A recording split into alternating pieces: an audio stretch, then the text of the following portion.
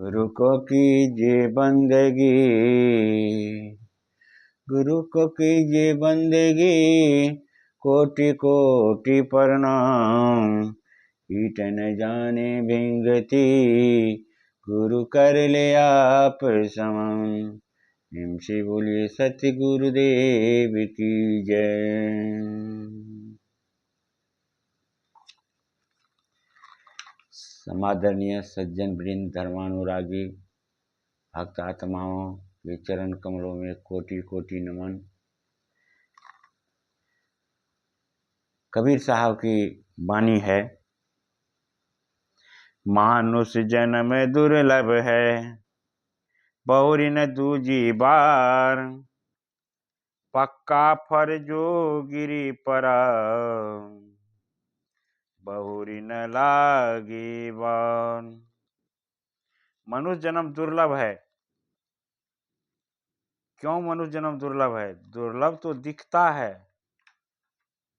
दुर्लभ दिखता नहीं है। 1 अरब से ऊपर भारत की आबादी लांग गई। समस्त विश्व जनसंख्या के विस्फोटक रूप से चिंतित हैं, परेशान हैं, बेहाल हैं। पर सदगुरु कबीर साहब कहते हैं कि मानुष जन्म दुर्लभ है। ऐसा क्यों? वस्तुतः ये जो मानव दिखते हैं वे मानव नहीं है। घोड़े ने जन्म लेने पर घोड़ा बनने के लिए कुछ नहीं करना पड़ता है, क्योंकि कुछ और बनने की घोड़े में संभावना है ही नहीं। भगवान के यहाँ से घोड़ा घोड़ा की तरह ही बनाकर भेजा जाता है और वह यहाँ पर बस घोड़े की तरह ही जीवन जीता है। आदिम युग में जिस तरह घोड़े का रहन सहन, खाना खुराक था, वही आज भी है। गाय को गाय बनने के लिए मेहनत नहीं करना पड़ता। आदिम युग में गाय जो खाती थी, रहती थी, जैसा उसका स्वभाव था वैसा आज भी है। अन्य जानवरों को जानवरोचित बुद्धि जन्म से ही मिलती है, पर मानव मानव के रूप में जन्म नहीं लेता। मानव की आकृति देकर धरती में भेज दिया जाता है, वह फिर उस मानव को मानव बनना पड़ता है। इसके लिए साधना करनी पड़ती है, इसके लिए त्याग करना पड़ता है। कबीर साहब कहते हैं, मानुष होई के ना मुआ, मुआ सो डांगर डोर।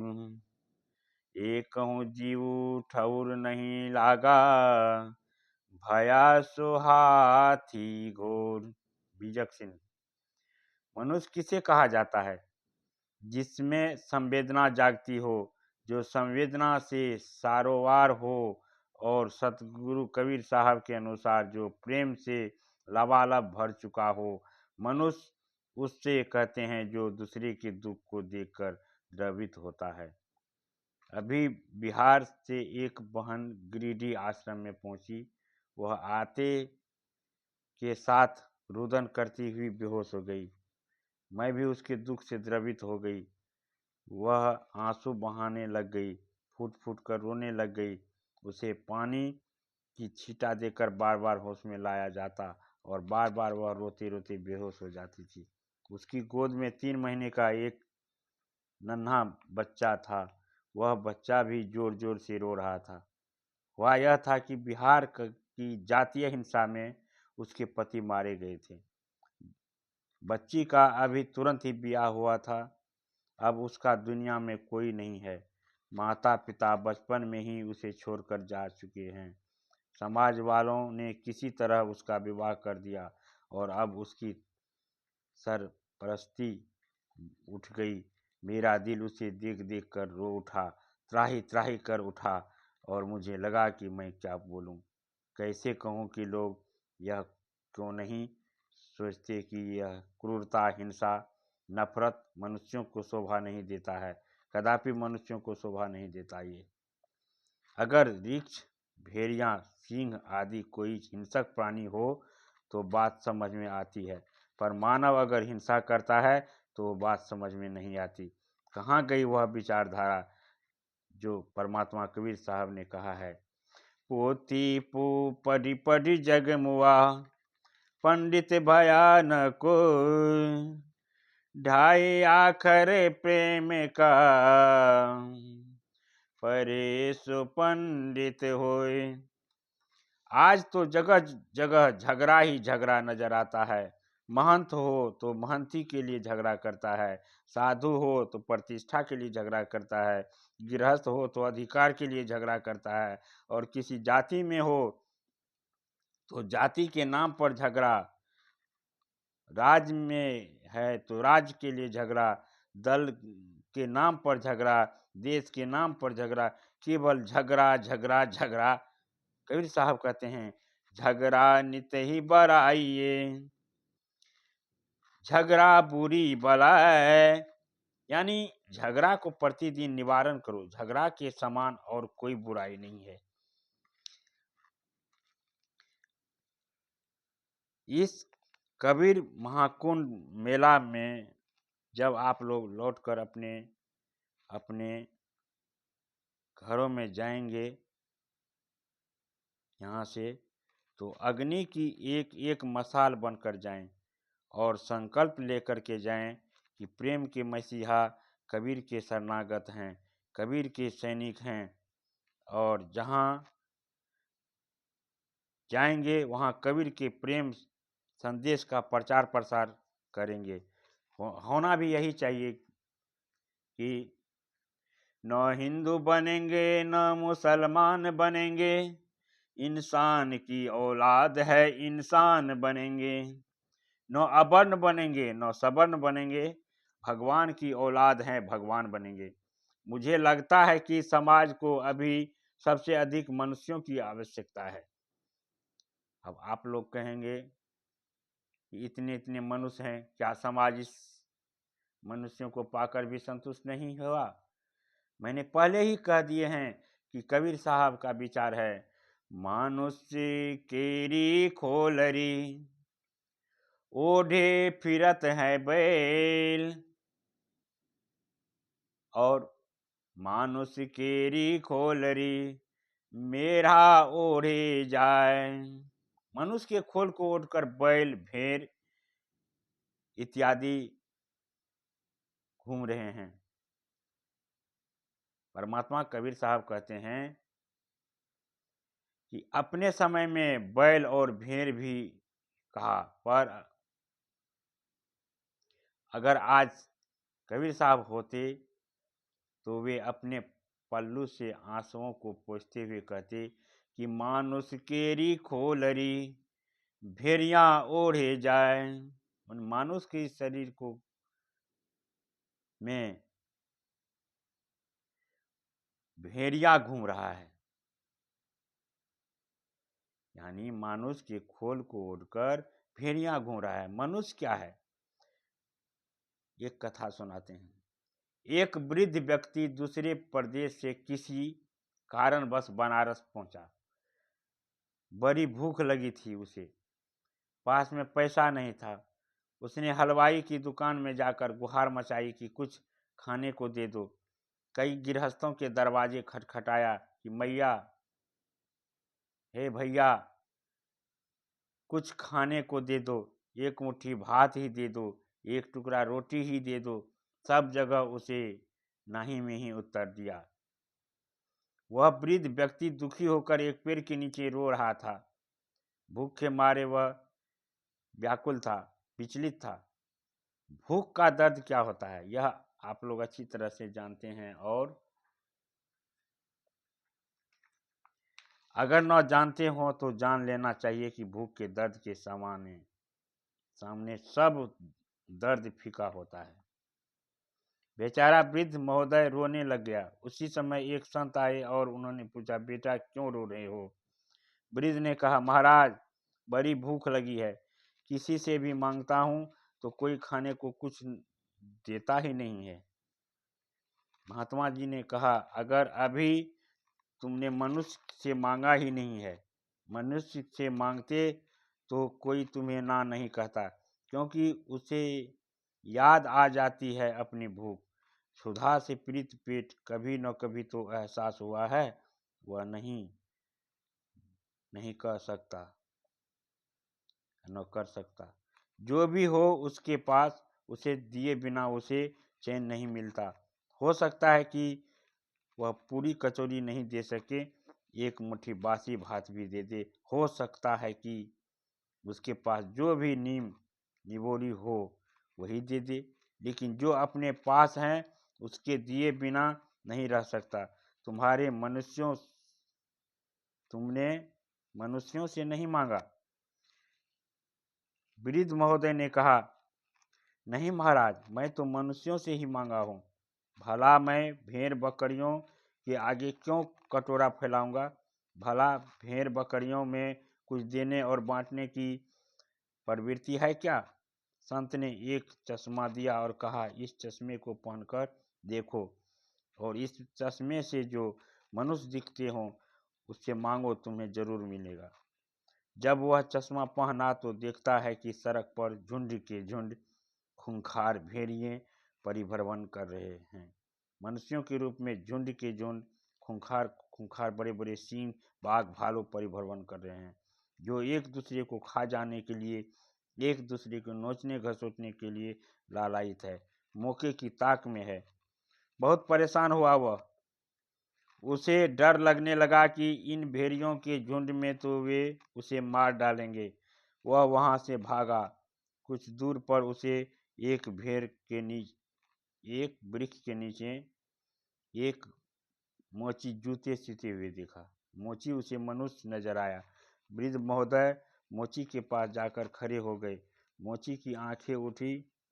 वृद्ध महोदय का मुरझाया कुम्हलाया हुआ चेहरा देखकर मोची ने कहा, महाराज, लगता है कि आप भूखे हैं।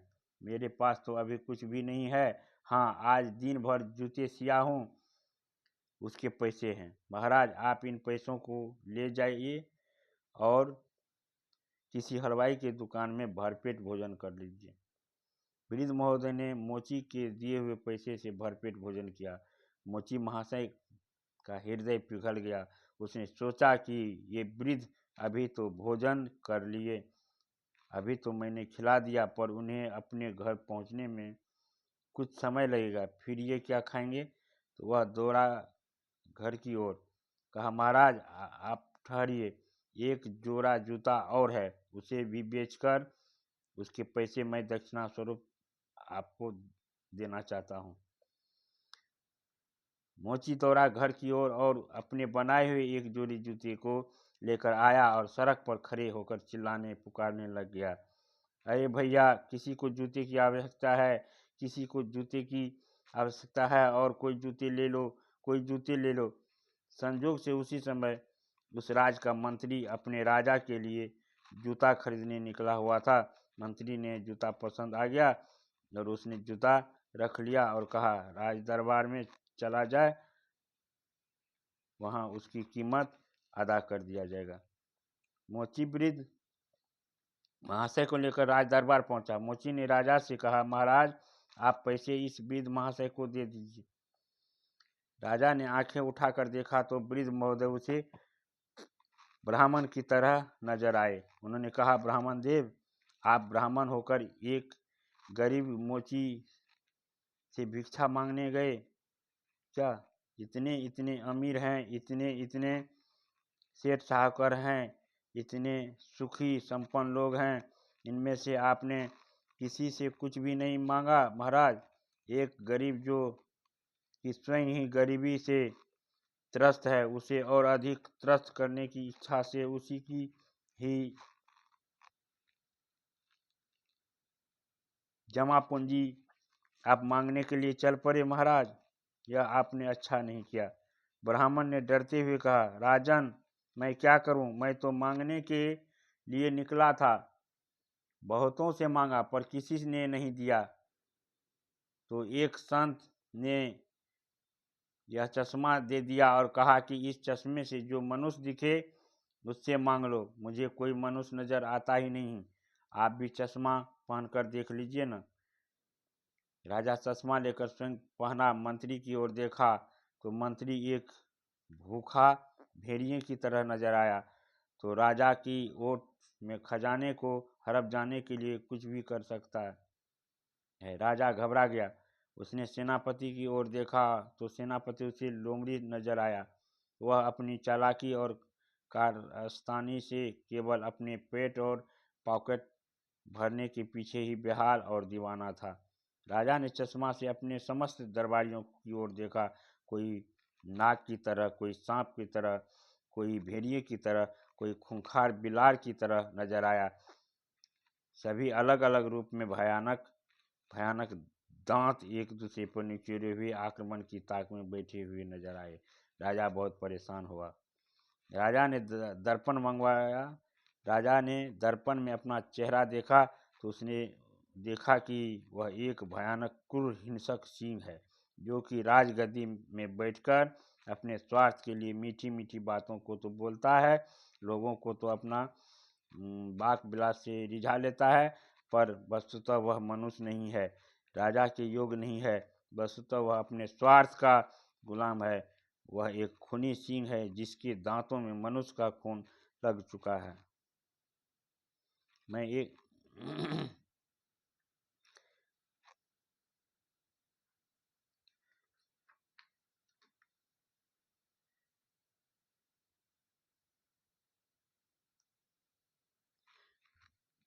मनुष्य अगर नेता बनना चाहता है तो एक सच्चा नेता बन जाएगा, तो फिर वह सच में राष्ट्र के लिए कुछ करेगा। आज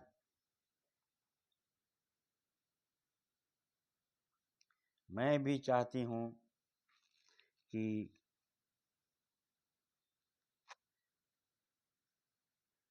कबीर साहब के मेले से निकले जो तो हमारे में सद्गुण लहराएं। न हम नशा के अधिक शिकार हों, न हिंसा के शिकार हों, न हमारे में हिंसक प्रवृत्ति हो, न हमारे में नशेरी प्रवृत्ति हो, न हमारे में भंगेरी प्रवृत्ति हो, न हमारे में व्यभिचार की प्रवृत्ति हो। हम एक सच्चे इंसान बन जाएं। कबीर साहब कहते हैं, मांस भखे मदिरा पीवे, धन बेसिया सो खाए, जुआ खेले चोरी करे, अंत समूला जाए। मांस भखना मतलब हिंसा करना। कबीर साहब कहते हैं, जीव मत मारो बापिरा, सबका एक प्राण, हत्या कबहु न छूटिए, कोटि ने सुनो पुराण। इसलिए हम लोगों को मनुष्य की में जितने गुण हैं वो गुण को हम लोग पाए। मनुष्य का शरीर पा करके हमको मनुष्य जीवन में भक्ति करना चाहिए और सारी बुराइयों को छोड़ करके भक्ति में लीन हो जाना चाहिए। इतना ही कहा। प्रेम से बोलिए सतगुरुदेव की जय, कबीर परमेश्वर की जय, बंदी छोड़ गरीबदास जी महाराज की जय।